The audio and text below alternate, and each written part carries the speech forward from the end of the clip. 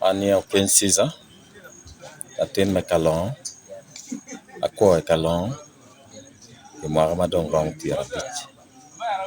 An la kwa mese mara chielo kalon.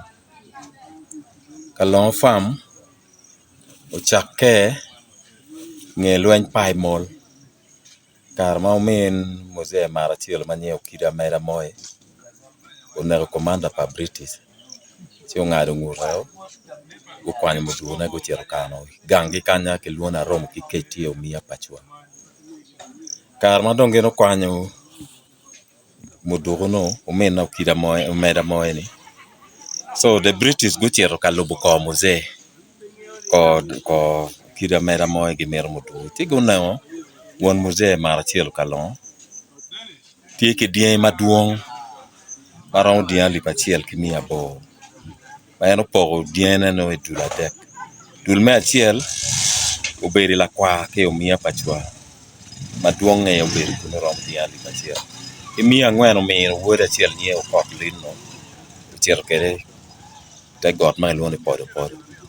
Dul le achiel umiyo bot wuode madit mamar chielo logo kore. Ma luone no Lel Christopher. Eno uberi kere center kachishiro.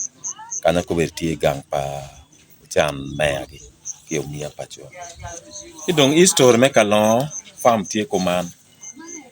Kar ma British gochero unen bien e duong no mar chiel kalon tie en kalon. Gino wer bene nying ke chako ne kalon ni. Ene ye dan me achiel me kongo ngeno church ki kalam East actually. That was in 1908.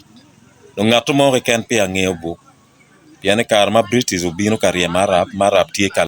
So mage nyola diti en ke nyola en mwaka libachiel kimia boro ipiera bungwan wi abichiel dwe ma biro nendo 18 ikalon e golo Mia tien no dong wadona odon e Mia donc marcel kalon cha kalon farm chona dada en nge lwen pai mol ma gino neno dien British tier na dien ka wona che mine tam yo cha kalon farm mwaka libachiel gi Mia bungwan ke piera rio kalon yo pai mol magero chako gende wonne don wonne later on wonne chero dok do beri Mia Pachwa kanya kona to so kalon farm history ne achake 1920 enen no ikar ma en do tie la puonj madit en dan mo konye church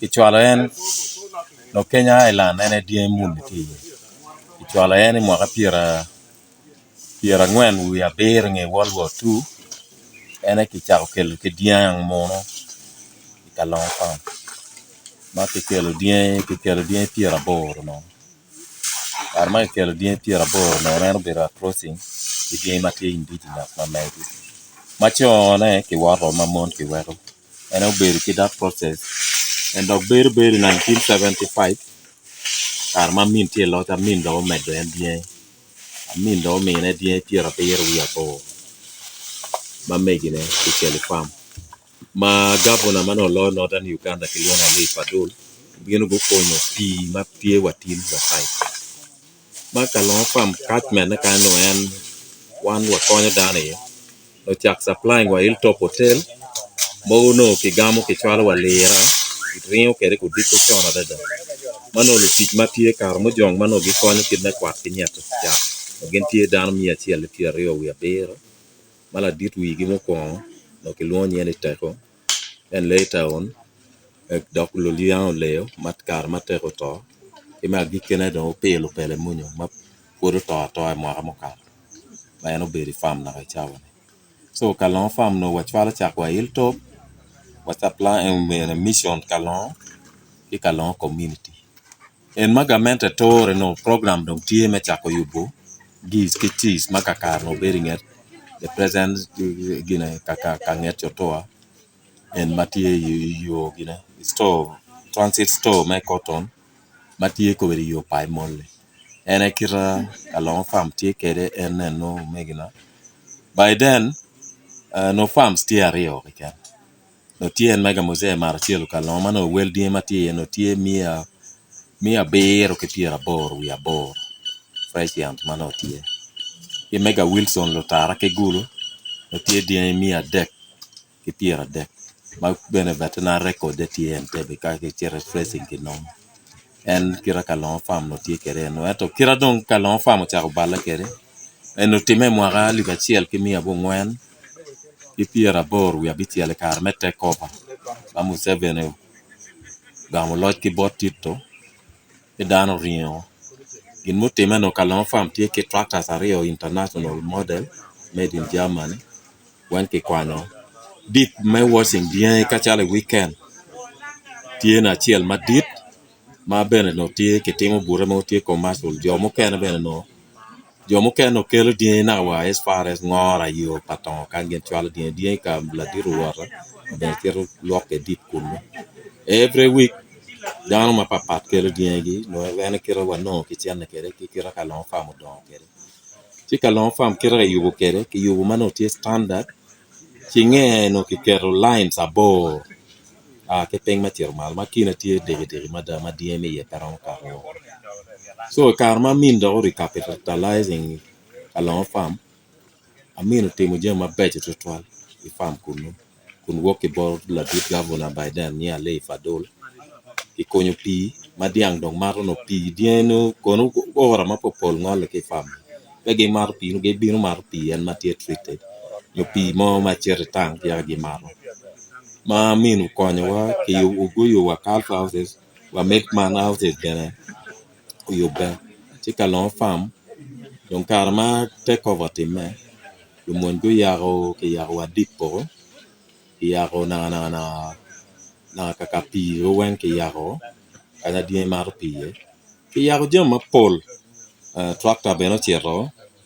ke pick up achiel mag skeleton achiel no tie pick up sari achiel edo dong ma wa orwa de leta bu yo mi achiel lo ye poro dong tie to mo kane wen ke jamo kane ke yaro ke bolo wa no ne tru achule lo that clement ke chulo wa die no i watin yene kar madonge kwalo die first me achiel ke kwalo die mi angwan ne wi madonge kwalo second phase makara mojong first phase ke kwalo 86 second phase ke kwalo 87 die mi angwan ke piera bor wi abor make kwalo second phase tio la watin ki bolo wane ki rehabilitating farm wa yele watamo yo duju watamo chon warga state house bene ke miyo empty promise ken pange ka warga no bola ditlo wa yele yo duju or wa mer chakoro fencing ke kor wa welo die matie local tie ma pol